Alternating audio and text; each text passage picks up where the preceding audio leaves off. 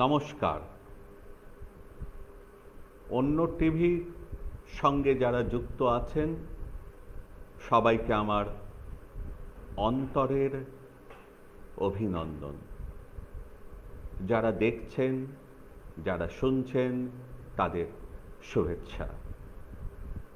সবাই ভালো থাকুন, এটাই এই মুহূর্তের একমাত্র প্রত্যাশা। ভাবতে ভালো লাগছে যে অন্য টিভি কর্তৃপক্ষ শরদিন্দু বন্দ্যোপাধ্যায়কে নিয়ে ভেবেছেন। আজকে তার প্রয়াণ দিবস। এই প্রয়াণ দিবসে তাকে স্মরণ করতে চাইছেন। রবীন্দ্র পরবর্তী যে কথা সাহিত্য, সেই কথা সাহিত্যের কথা বলতে শুরু করলেই আমরা তিন বন্দ্যোপাধ্যায়ের কথা বলি। কেন তিন? কেন? আসলে তো হওয়া উচিত চার বন্দ্যোপাধ্যায়। বিভূতিভূষণ, তারাশঙ্কর, মানিক, তার পাশেই তো শরদিন্দু বন্দ্যোপাধ্যায়ের সহাবস্থান। কিন্তু অদ্ভুতভাবে আমরা তিন বন্দ্যোপাধ্যায় বলতে অভ্যস্ত। এটা বোধহয় কাম্য নয়, এটা প্রত্যাশিত নয়।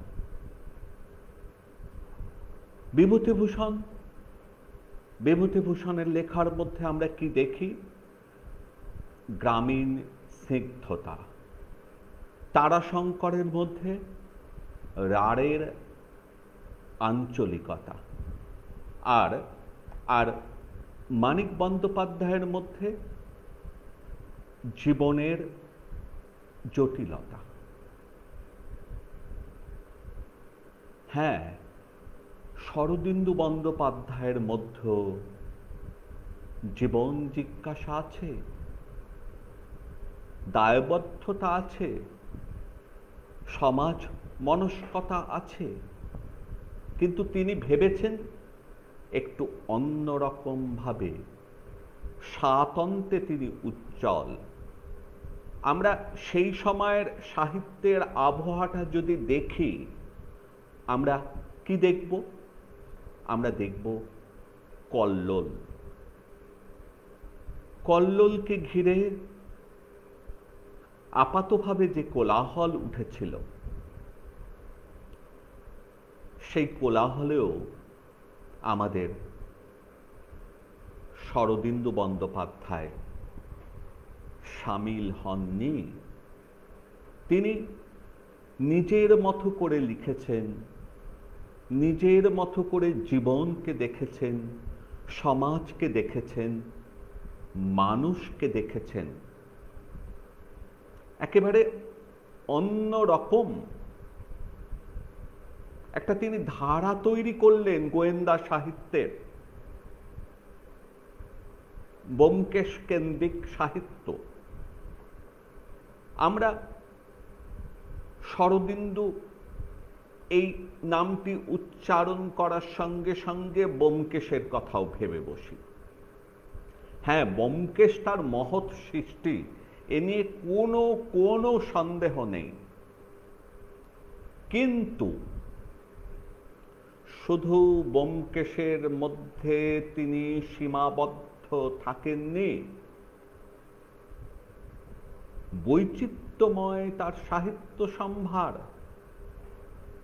আমাদের অনেকের কাছেই পুরো শরদিন্দু বন্দ্যোপাধ্যায় আলোকিত নন। এত বছর পরেও মনে হয় শরদিন্দু বন্দ্যোপাধ্যায়, আস্ত শরদিন্দু বন্দ্যোপাধ্যায় আলোকিত হওয়ার অপেক্ষায় রয়েছে। তিনি যে গোয়েন্দা সাহিত্য, ব্যোমকেশ সাহিত্য তৈরি করলেন, সেটাও দেখুন কেমন অন্যরকম। তার এই ব্যোমকেশ কেন্দ্রিক সাহিত্য শুধু সাধারণ জনের নয়, সাধারণ মানুষের কাছে যেমন তার এই রোমাঞ্চকর, তার এই রহস্যময় আখ্যানগুলি উপভোগ্য, উপাদেয় মনে হয়, তেমনি তথাকথিত ইন্টালেকচুয়াল তত্ত্ববাদীদের কাছেও সমান সমান আকর্ষণীয়। গোয়েন্দা সাহিত্য পৃথিবীর ইতিহাস বলে, সাহিত্যের ইতিহাস বলে যে সেভাবে সেভাবে চিরায়ত হয় না। ও দেশে দু একটি দৃষ্টান্ত আছে, আর আমাদের দেশে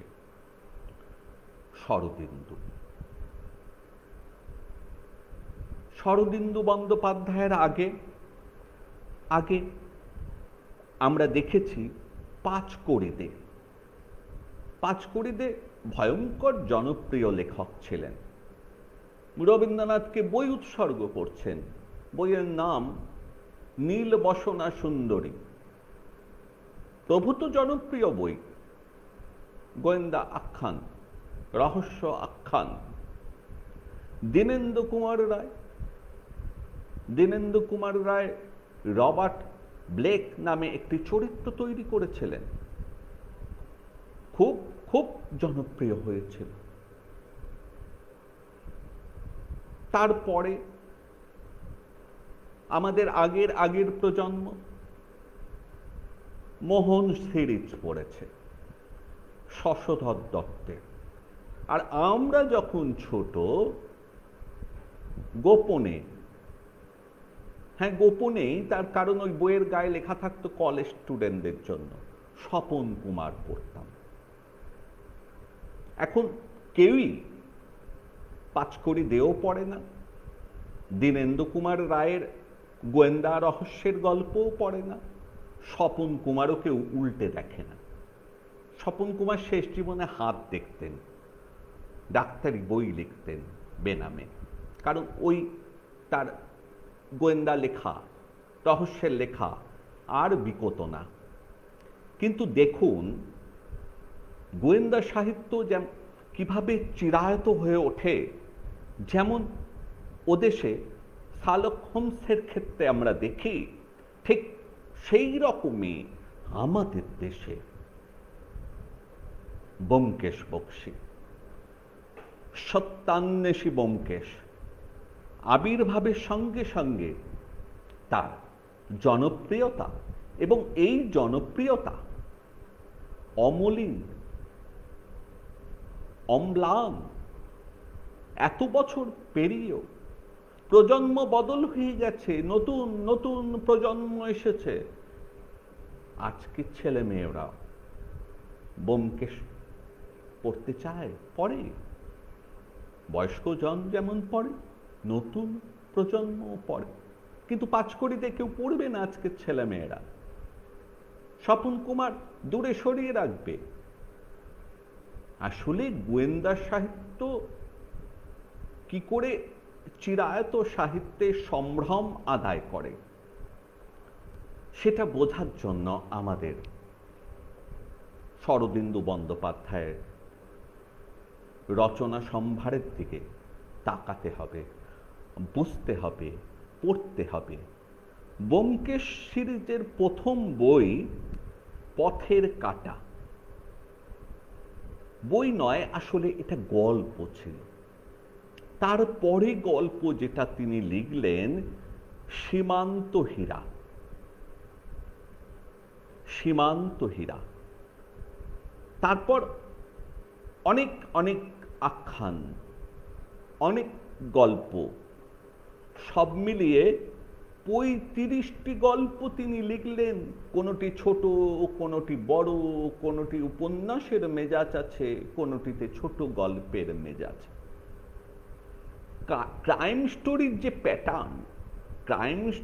যে প্যাটার্ন এ যাবৎ প্রচলিত ছিল, সেটা ওই শরদিন্দু সীমান্ত হীরাতে বা পথের কাঁটাতেই ভেঙে ফেললেন, একটা নতুনতর রাস্তা খুলে দিলেন, আমরা লক্ষ্য করি। এবং শরদিন্দু সেটা বুঝতে পেরেছিলেন, তিনি একটা নতুন পথের সন্ধান পেয়েছেন। তিনি বলছেন যে ব্যোমকেশকে নিয়ে একটি সিরিজ লেখার কথা মনে হয়, ডায়েরিতে লিখছেন যে তিনি ব্যোমকেশকে নিয়ে আরো লিখতে চান। তৃতীয় যে গল্পটি লিখলেন তিনি সত্যান্বেষী। সেই সত্যান্বেষী লেখার সঙ্গে সঙ্গে আমাদের মনে গেঁথে গেল সত্যান্বেষী ব্যোমকেশ। ব্যোমকেশ আরো বাঙালির মনের গভীরে ঢুকে পড়ল, প্রতিষ্ঠা পেল।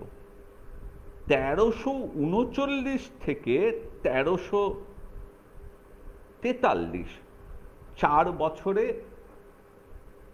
সব মিলিয়ে 10টা গল্প লিখেছিলেন। এই পুজোর সময় অনেকেই 10টা কেন 25টা গল্প লিখে ফেলেছেন। শারদ সাহিত্য, পুজো ফুরোবে, সাহিত্যও ফুরোবে, হারিয়ে যাবে।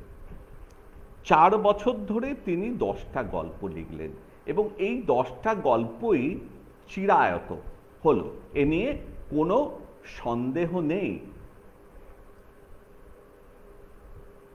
শরদিন্দুর এই ব্যোমকেশ কাহিনীর অধিকাংশই যেমন গল্প, কিছু কিছু উপন্যাসও আছে, আগে বলছিলাম।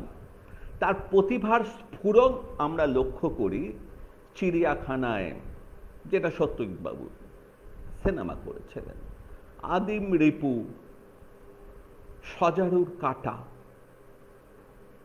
বুদ্ধিদীপ্ত ব্যোমকেশ কত ঘোরালো, পেঁচানো, জটিল রহস্য আমরা দেখি অনায়াস দক্ষতায়, হ্যাঁ অনায়াস দক্ষতায়, খুব সহজভাবে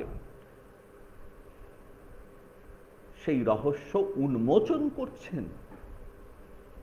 আর আগের দিনে ওদেশেও তাই, দু একটি ব্যতিক্রম ছাড়া। গোয়েন্দা মানে একটা অতি মানব। আমাদের পাঁচকুড়ি দে বা দীনেন রায় পড়লে তাদের যে গোয়েন্দা চরিত্র,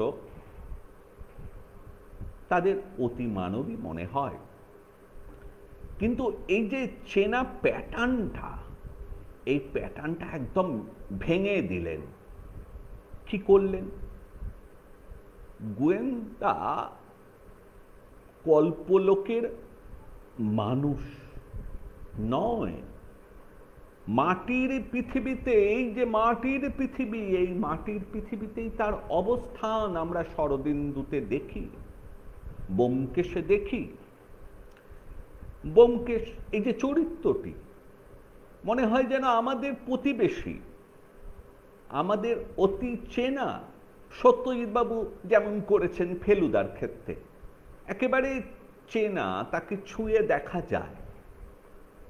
ব্যোমকেশের বাবা স্কুল মাস্টারি করতেন, যেন আমাদের পাশের বাড়ির ছেলে, একটা রক্ত মাংসের মানুষ করে তুললেন তাকে, যেটা আগে কখনো হয়নি আমাদের বাংলা সাহিত্যে, ও দেশেও অনেক ক্ষেত্রে হয়নি।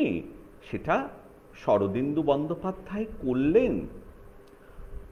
মন গড়া অবাস্তবতাকে ঠাঁই দিলেন না, একটা বিশ্বাসযোগ্যতা তৈরি করলেন। আমরা দেখি কি স্মার্টনেস, শানিত বুদ্ধি তাকে বারবার সাফল্যের শিখরে পৌঁছে দিচ্ছে।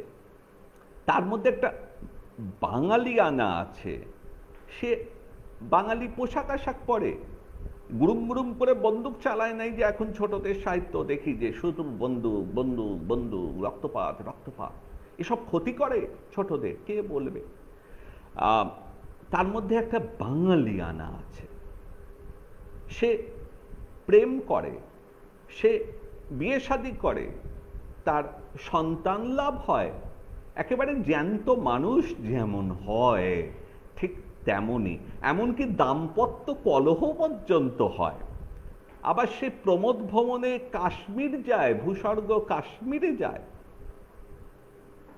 একেবারে সাদামাটা একটি চরিত্র। ওই যে বলছিলাম যেন পাশের বাড়িতে থাকে, কোনো বাড়তি সাজসজ্জা নেই, সিল্কের পাঞ্জাবি পরে, সঙ্গে এসেন্স মাখানো রুমাল রাখে, আর মানুষটি কিন্তু খুব বড় মনের, সৎ, উদার। আমরা দেখি লাখ টাকা ঘুষের মুখোমুখি দাঁড়িয়ে সে ঘুষ, লাখ টাকা মানে অনেক টাকা তখনকার বিচারে, নির্দ্বিধায় প্রত্যাখ্যান করছে।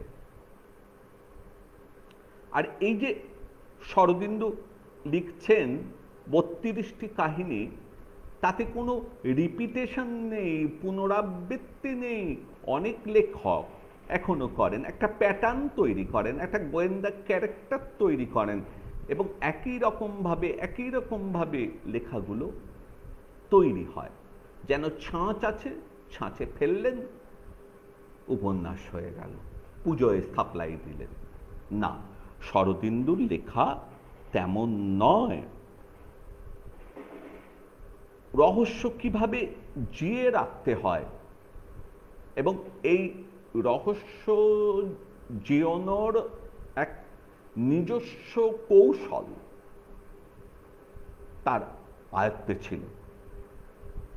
তাই দেখি আমরা পথের কাঁটা প্রফুল্ল, সীমান্ত হীরার দিগিন্দ নারায়ণ, সত্যেন্বেষীর অনুকূলবাবু, চোরাবালির কালীগতি ভট্টাচ, দুর্গা রহস্যর অপরাধী মণিলাল, এইসব অপরাধীরা একদম শেষে অন্তিমে কাহিনীর গিয়ে শনাক্ত হয়। পাঠক তার আগে ভুলভাল সিদ্ধান্ত নেয়, বুঝতে পারে না। কি অদ্ভুত কৌশলে শরদিন্দু রহস্যকে লালন করতেন, পালন করতেন, একদম শেষ মুহূর্তে গিয়ে উন্মোচন ঘটাতেন। এবং সেই কারণেই পাঠক টান টান হয়ে পড়তে থাকেন, পাতার পর পাতা, নাওয়া খাওয়া ভুলে। আর বুদ্ধিদীপ্ত এমন সব ব্যাপার স্যাপার আছে যা স্বঘোষিত বুদ্ধিমানদেরও আকৃষ্ট করে, সাধারণ মানুষ তো পড়েই। কোনাল ডাওয়াল প্রথম সহকারী রেখেছিলেন গোয়েন্দা সাহিত্যে, আমাদের শরদিন্দুও সেইটা অনুসরণ করেছেন। আমরা দেখি যে অজিত নামে তার একজন সহকারী। যে কথা বলছিলাম যে শুধু তো ব্যোমকেশের জগৎ নয়, কি বৈচিত্র্যময়, এমনকি ছোটদের জন্য কত ভালো লেখা তিনি লিখেছেন। আমরা ছুঁয়ে ছুঁয়ে যাব। আসলে শরদিন্দুকে নিয়ে সারাদিন সারা রাত ধরে বলা যায়, আপনারা শুনতে শুনতে ক্লান্ত হবেন, ঘুমিয়ে পড়বেন। খুব সংক্ষেপে আমি ছুঁয়ে ছুঁয়ে যাব। ইতিহাস দেখবেন, ইতিহাস নিয়ে খুব বানিয়ে বানিয়ে লেখা হয়, গপ্প মারা। এখন তো চল হয়েছে বড় চরিত্র, ঐতিহাসিক চরিত্র, তাদের নিয়ে গল্প লেখা। রবীন্দ্রনাথকেও আমরা ছেড়ে কথা বলি না, কিন্তু শরদিন্দু এই যে ঐতিহাসিক কাহিনীমালা, ইতিহাসের উপাদান কেন্দ্রিক উপন্যাস লিখছেন,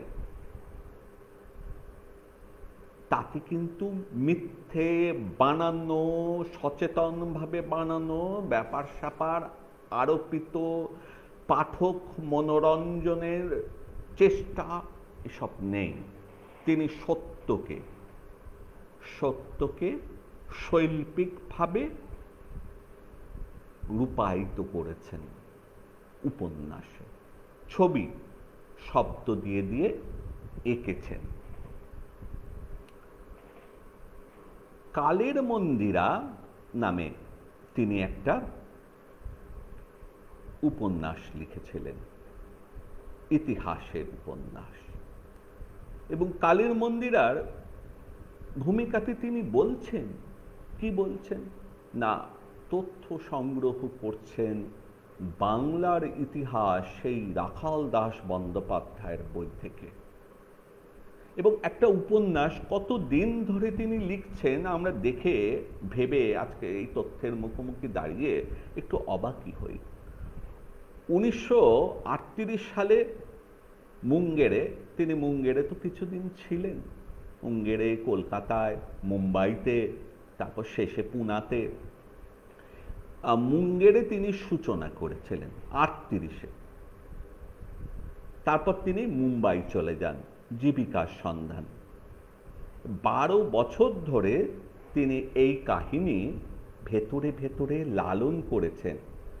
তিনি লিখছেন তার ডায়েরিতে যে অনেক কাল লিখিব মনে করিয়া নাড়াচাড়া করিয়াছি, কিন্তু এ ধরনের উপন্যাস আধখানা মন দিয়া লেখা যায় না, পুরোটা মনোনিবেশ করা দরকার। সেটা তিনি করার জন্য কতদিন অপেক্ষা করেছিলেন, 12 বছর। 38-এ শুরু করেছিলেন, 12 বছর পরে শেষ করলেন। তার গৌড় মল্লার বলে একটা উপন্যাস আছে, দেখুন সেখানেও কেমন প্রামাণ্য বই থেকে তিনি ইতিহাসের কাহিনী সংগ্রহ করছেন। তিনি ভূমিকায় জানাচ্ছেন যোগেশচন্দ্র রায় বিদ্যানিধির সাহায্য নিয়েছেন, নিহারঞ্জন রায়ের বাঙালির ইতিহাস থেকে উপাদান সংগ্রহ করছেন। সব প্রামাণ্য বই, সেখান থেকে তিনি কাহিনী, উপাদান, তথ্য সংগ্রহ করছেন এবং সেগুলো অবিকৃতভাবে, মানে বিকৃত করে নয়, লিখছেন। শশাঙ্কের মৃত্যুর অব্যবহিত পরে আরম্ভ হয়ে তার 20 বছর পরে শেষ হয়েছে এই গৌড় মল্লার উপন্যাসটি। এই সময়ে বাঙালির চরিত্র, সংস্কৃতি, গ্রাম্য জীবন, নাগরিক জীবন কীরকম ছিল তা এই উপন্যাসের পাতায় পাতায় ফুটে উঠেছে। তিনি মহাকবি কালিদাসকে নিয়ে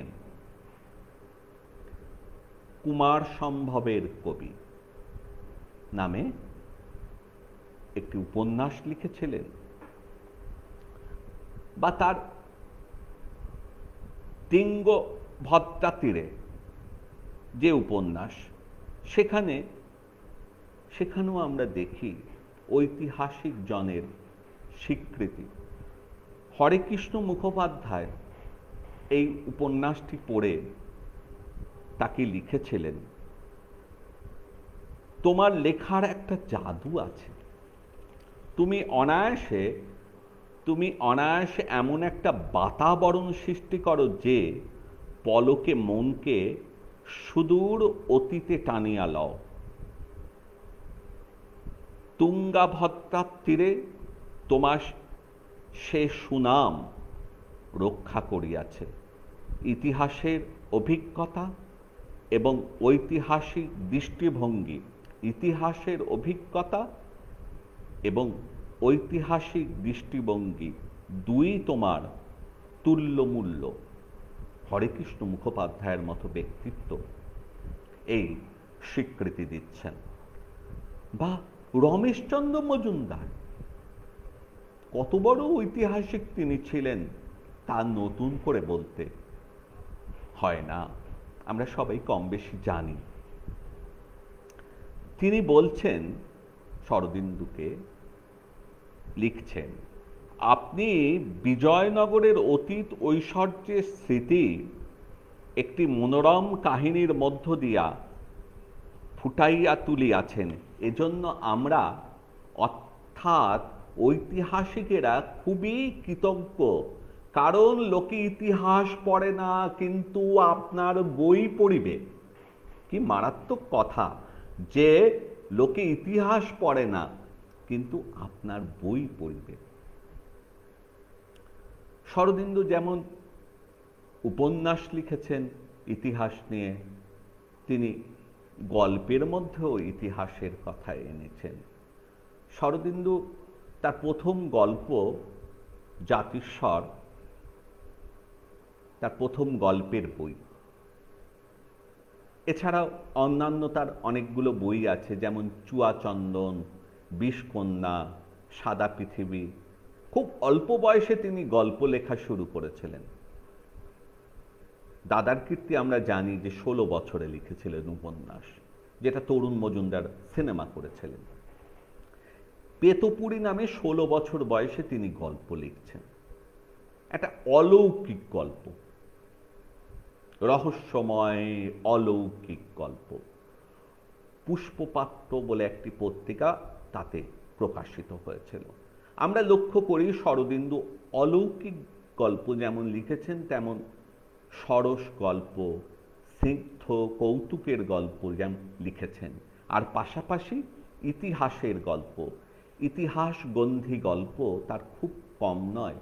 ইতিহাস অবলম্বনে তিনি লিখেছেন অমিতাভ, মিত প্রদীপ, এই রকম। ওই যে আমরা যোগেশচন্দ্র রায় বিদ্যানিধির কথা বলছিলাম, তিনি ছাড়া কে বলবেন কতটা ইতিহাস আছে। কি সুন্দর করে তিনি বলছেন ওই জাতিস্বর বইটি পড়ে তার যে অনুভূতি হয়েছিল, এক ঐতিহাসিকের কি অনুভূতি হয়েছিল, এক গবেষকের কি অনুভূতি হয়েছিল, আমরা একটু দেখি। জাতিস্বর নামক পুস্তকে 3টি গল্প আছে। অমিতাভ ও মিতপ্রদীপ নামক গল্পে বৌদ্ধকালের ছিন্নপত্র সংগ্রহ করিয়া রচনা করিয়াছেন। তাহার বিদ্যাবত্তা, রচনা চাতুর্য ও ভাষার মাধুর্য ও ঔদার্য দেখিয়া চমৎকৃত হয়ে গেছে। এইভাবে তিনি স্বীকৃতি পেয়েছেন বিদগ্ধ পণ্ডিত জনের কাছে, যারা বোঝেন ইতিহাসটা, যারা বোঝেন, যারা প্রকৃত গবেষক। প্রমথ বিশী, তিনি তো সৃজন সাহিত্যের সঙ্গে যেমন যুক্ত ছিলেন, তেমনি দিকপাল, অধ্যাপক, পণ্ডিত, গবেষক। তিনি শরদিন্দু বন্দ্যোপাধ্যায়ের ঐতিহাসিক রচনামালা সম্পর্কে বলছেন, শরদিন্দু বাবুর প্রধান গুণ ঐতিহাসিক কল্পনা। বহু দূর কালের সামান্য কয়েকখানা ঘটনার কঙ্কালের মধ্যে তিনি প্রতিভার মন্ত্র বলে প্রাণ সঞ্চার করিতে পারিতেন। এটা একটা খুব বড় ব্যাপার। তথ্যের কঙ্কাল শুধু নয়, সেখানে প্রাণ সঞ্চার করার জাদু কৌশল জানা ছিল। এটা সহজ কাজ নয়, সেটা অনায়াসে আয়ত্ত করেছিলেন শরদিন্দু বন্দ্যোপাধ্যায়। রোমান্সের লেখাতেও তার অপরিসীম আগ্রহ, দক্ষতা। বাংলা ভাষার যে প্রথম উপন্যাস, সার্থক প্রথম উপন্যাস 1865-তে দুর্গেশনন্দিনী বঙ্কিমচন্দ্রের, সেখানেও রোমান্স আছে, এবং রোমান্স ভিন্নতর, নতুনতর, অভিনব মাত্রা পাচ্ছে শরদিন্দুর হাতে। শরদিন্দু রোমান্সের প্রতি পক্ষপাত দেখিয়েছেন, তার লেখায় বারবার এসেছে। বারবার এসেছে রোম্যান্স। তিনি ডায়েরিতে 1951 সালের 23শে ফেব্রুয়ারি লিখছেন, ইতিহাস অবলম্বন করিয়া কাহিনী লেখা বঙ্গভাষায় প্রচলিত নয়। বঙ্কিম ও রমেশচন্দ্র, মানে রমেশচন্দ্র দত্ত, রমেশচন্দ্র উহার সূত্রপাত করিয়াছেন, কিন্তু সে সূত্র ছিঁড়িয়া গিয়াছে। প্রাক মুসলমান যুগের ঐতিহ্য বাঙালি যেন ভুলিয়া গিয়াছে। রাখাল দাস স্মরণ করাইয়া দিবার চেষ্টা করিয়াছিলেন, রাখাল দাস বন্দ্যোপাধ্যায়, কিন্তু তিনি ইতিহাসবিদ। আমরা জানি যে রাখাল দাস মৌলিক সাহিত্যেরও চর্চা করতেন, তিনি খুব বড় ইতিহাসবিদ। তিনি ইতিহাসবিদ, শরদিন্দু বলছেন তিনি ইতিহাসবিদ ছিলেন, গল্প লেখক ছিলেন না, তাহার চেষ্টা সার্থক হয় নাই। এই সত্যের আলোকে তিনি ইতিহাস থেকে গল্প সংগ্রহ করে উপন্যাস লিখলেন। বেশ কটি আখ্যান রচনা করলেন, যা 16 আনা সফল। শরদিন্দু প্রথম জীবনে, একটু আগেই বলছিলাম যে দাদার কীর্তি, রোম্যান্টিক লেখা। সে লেখার প্রথমে নাম ছিল প্রেমের প্রায়শ্চিত্ত। এছাড়াও তিনি এ জাতীয় রোম্যান্টিক লেখা বিষের ধোঁয়া, ছায়াপথিক ও রিমঝিম, আর রোম্যান্সের কথা বলছিলাম ওই ঝিন্দের বন্দি, অসাধারণ। যদিও কাহিনী তিনি একটি ইংরেজি রচনা থেকে নিয়েছেন, কিন্তু অসাধারণ, কোনো তুলনা হয় না। ইতিহাস কেন্দ্রিক রচনায় রোম্যান্স কোন জায়গায় পৌঁছতে পারে এবং কিভাবে সাফল্যের শিখরে পৌঁছতে পারে, তার মহত্তর দৃষ্টান্ত এই ঝিন্দের বন্দি। মোহিতলাল মজুমদার, তিনি তো শুধু কবি নন, তিনি খুব বড় সমালোচক, অধ্যাপক, গবেষক। তিনি এই ঝিন্দের বন্দি নিয়ে চমৎকার কিছু কথা বলেছেন। আমরা একটু দেখি মোহিতলাল কি বলছেন। মোহিতলাল মজুমদার বলছেন, ঝিন্দের বন্দি উপন্যাসটি পড়ে তিনি একটি চিঠিতে এই কথাগুলো শরদিন্দুকে বলছেন। আমরা একটু কোট করি।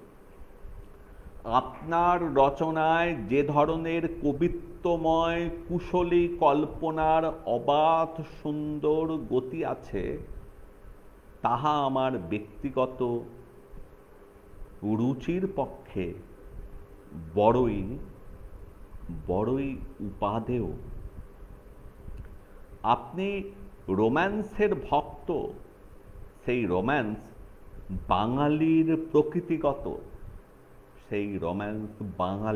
প্রকৃতিগত। বাংলা সাহিত্যে এই প্রবৃত্তি রুদ্ধ হওয়ায় কাব্য ও উপন্যাস জীবনী শক্তিহীন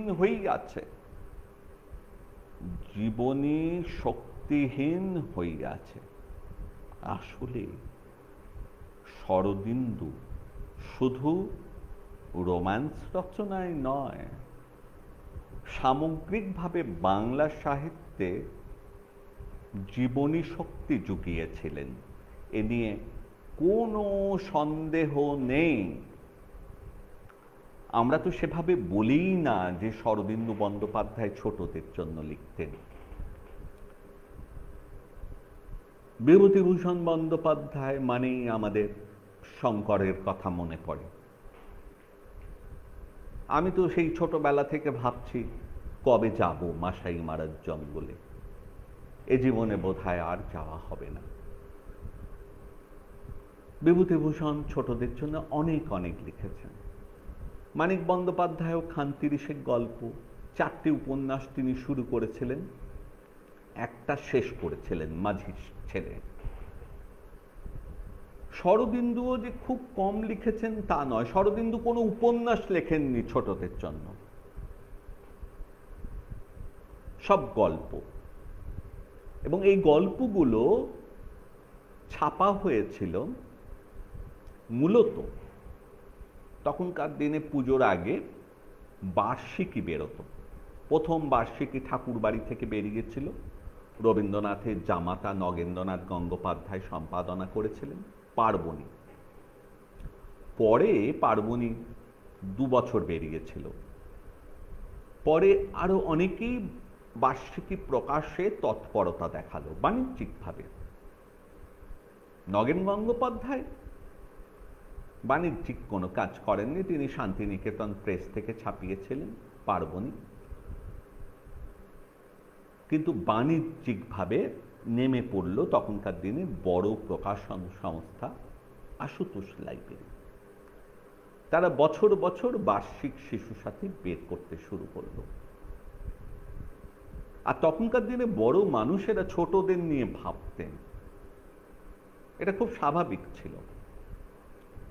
এই প্রথম বছরের বার্ষিক শিশু সাথী সম্পাদনার দায়িত্ব যাকে দেওয়া হলো, তিনি, যার কথা আমি বলছিলাম একটু আগে, ডক্টর রমেশচন্দ্র মজুমদার।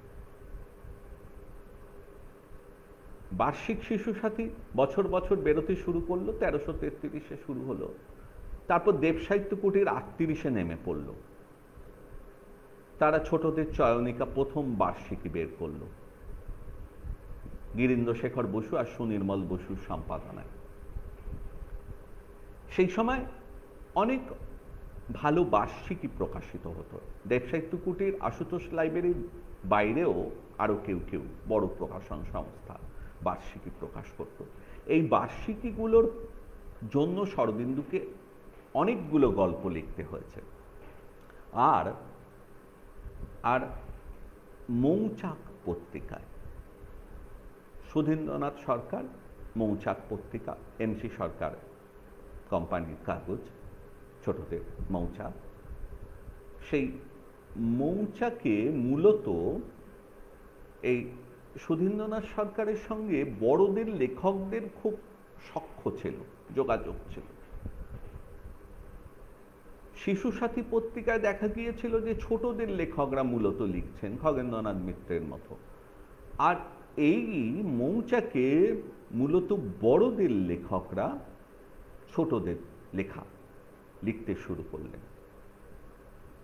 সেখানে বুদ্ধদেব বসু, হেমেন্দ্র কুমার রায়ও আগে বড়দের লেখা লিখতেন, মৌচাকে শুরু করলেন ছোটদের লেখা। বিভূতিভূষণও এখানে শুরু করলেন।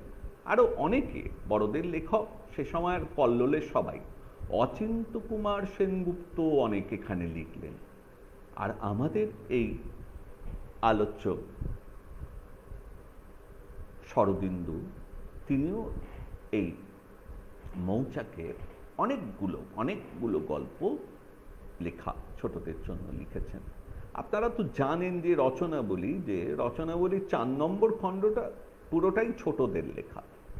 কিন্তু ছোটদের লেখক হিসেবে আমরা শরদিন্দুর কথায় আলাদা করে বলি না, কিন্তু আলাদা করে বলা উচিত। ছোটদের লেখা মানে তো ওই যে ভূত গোয়েন্দা, সে লেখা কিন্তু তিনি লেখেননি। আর আর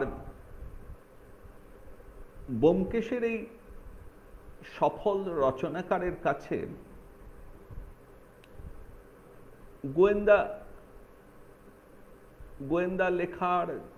গোয়েন্দা গল্প লেখার যে ফরমাস আসবে, এ তো স্বাভাবিক। কিন্তু তিনি ইচ্ছে করলেই একটা ব্যোমকেশের মতো চরিত্র তৈরি করতে পারতেন ছোটদের জন্য, সেটা তিনি করেননি।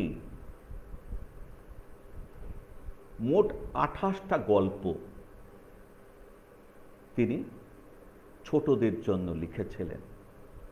1339 সালে মোক্তার ভূত তার প্রথম ছোটদের গল্প, আর নন্দনগড় রহস্য 1376 বেরোচ্ছে, এটা তার শেষ লেখা ছোটদের।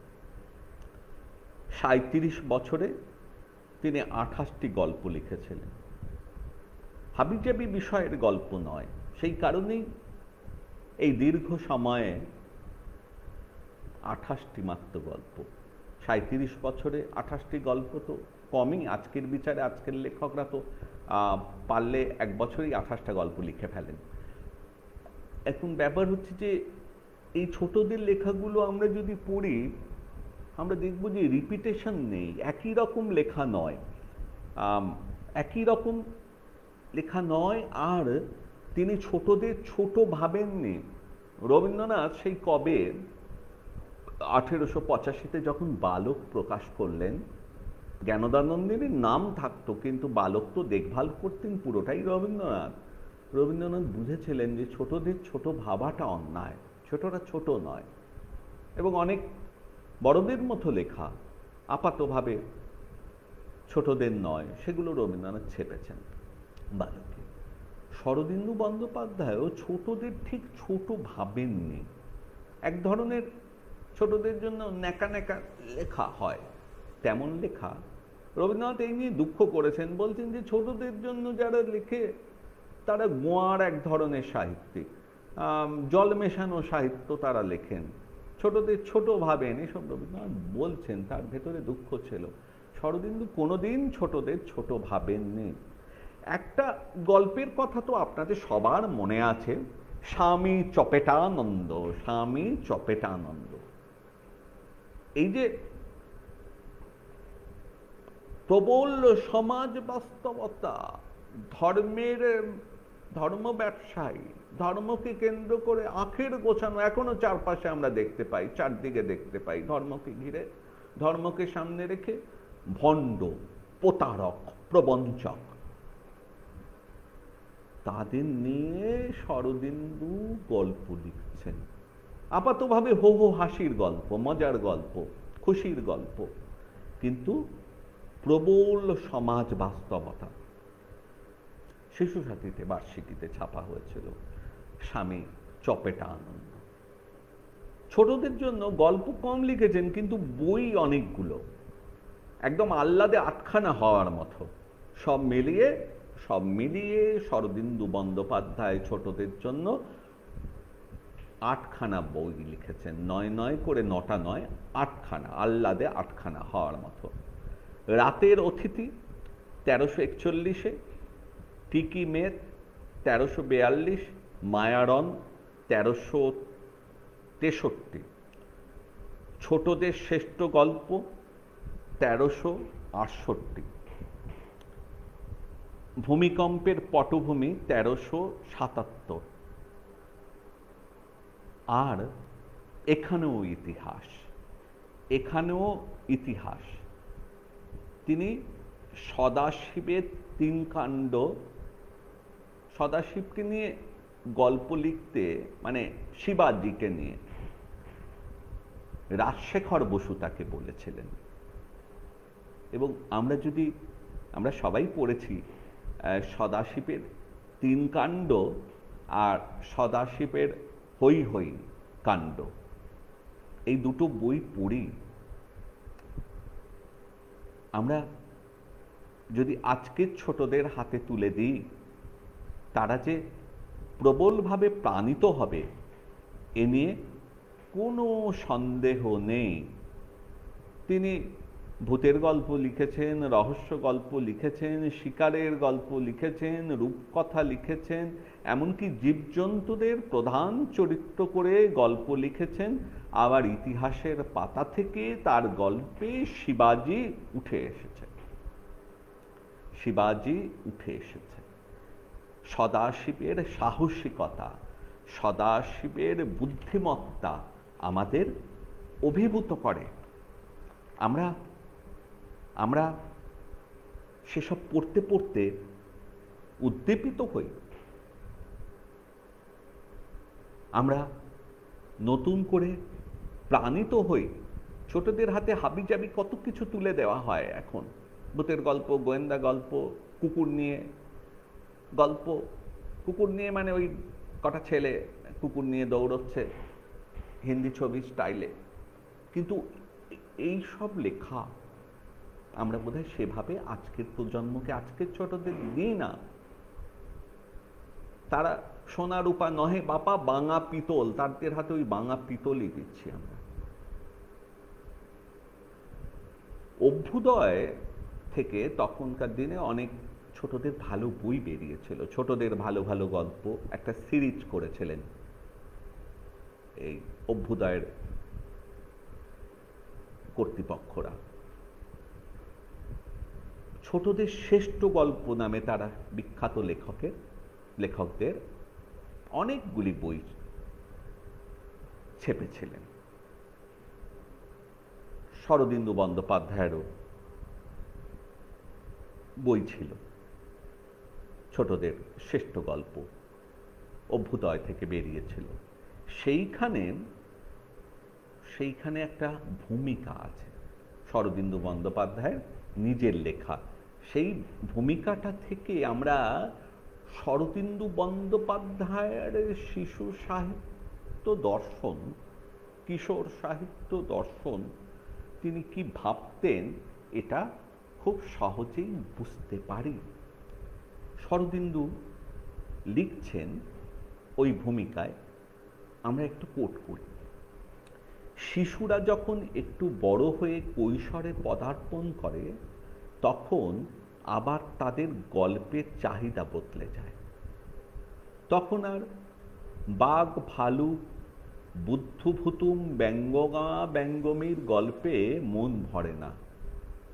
জীবনের সঙ্গে পরিচয় শুরু হয়েছে, জীবনের অফুরন্ত সম্ভাবনা চোখের দৃষ্টিতে রঙিন করে তুলেছে। তারা চায় অ্যাডভেঞ্চার, বিজ্ঞান বিচিত্র কাহিনী, নতুনত্বের স্বাদ, রোমান্সের গন্ধ। মানুষের জীবন যে কত রহস্যময়, কত রোমাঞ্চকর, তাই তারা সারা মন দিয়ে অনুভব করতে চায়। কি না, মানুষের জীবন কত রহস্যময়, কত রোমাঞ্চকর। আসলে ছোটদের জন্য তিনি তো একদম কচিকাচাদের জন্য প্রায় লেখেননি। দু চারটি রূপকথার গল্প আছে, জীবজন্তু নিয়ে গল্প আছে, যেমন ওই ভালুকের বিয়ে বা পুষি ভুলোর বনবাস, বা রূপকথার গল্প পান্না দিঘির জোড়া কই, পরিচুমু। কিন্তু তার বেশিরভাগ গল্পই ওই জেনারেল ন্যাপলা, স্বামী চপেটানন্দ, পিন্টু, এই সব গল্পই কিশোর পাঠকদের কথা ভেবে লেখা। তিনি ছোটদের মনের খবর রাখতেন, জানতেন, এবং আমরা দেখি যে তার ছোটদের সাহিত্য বৈচিত্র্যে ভরপুর। ব্যোমকেশ স্রষ্টা ইচ্ছে করলেই ছোটদের মতো একটি গোয়েন্দা চরিত্র তৈরি করে ছোটদের জন্য মনোরঞ্জক সাহিত্য রাশি রাশি তৈরি করতে পারতেন। সে পথে তিনি হাঁটেননি। নিশ্চয়ই তার কাছে ফরমাস ছিল। ব্যোমকেশ তো সমকালেই ভয়ঙ্কর জনপ্রিয়, কিন্তু লেখেননি। তিনি এই বৈচিত্র্যময় জগৎ, সেই জগৎকে ছোটদের সামনে তুলে ধরতে চেয়েছেন এবং সফলভাবে তুলে ধরেছেন। মনের খবর তাদের আমরা লক্ষ্য করি। তার গল্পের জগৎ খুব বর্ণময় ছোটদের। বড়দের গল্প তো বটেই, বড়দের উপন্যাস তো বটেই, ছোটদের যে জগতের খবর তিনি দিয়েছেন তাও খুব বর্ণময়। আর আর বিশেষ করে ওই সদাশিবের গল্পে আখ্যানে তিনি যেভাবে প্রতিকূলতার বিরুদ্ধে লড়াই করতে আমাদের প্রাণিত করেন, তা তা আমাদের অভিভূত করে। আমরা মুগ্ধ হয়ে পড়ি, আমরা উদ্দীপিত হই, আমরা উত্তেজিত হই ন্যায়ের বিরুদ্ধে লড়াই করার জন্য। প্রাণমন্ত্রের মতো সদাশিবের কথাগুলো বাজতে থাকে কানের কাছে। আমি জানি না কেন আজকে ছোটরা সেভাবে শরদিন্দু পড়ে না। আমরা এই বড়রা, আমরা এই বুড়োরা কেন নতুন প্রজন্মের হাতে ছোটদের লেখাগুলো তুলে দিই না?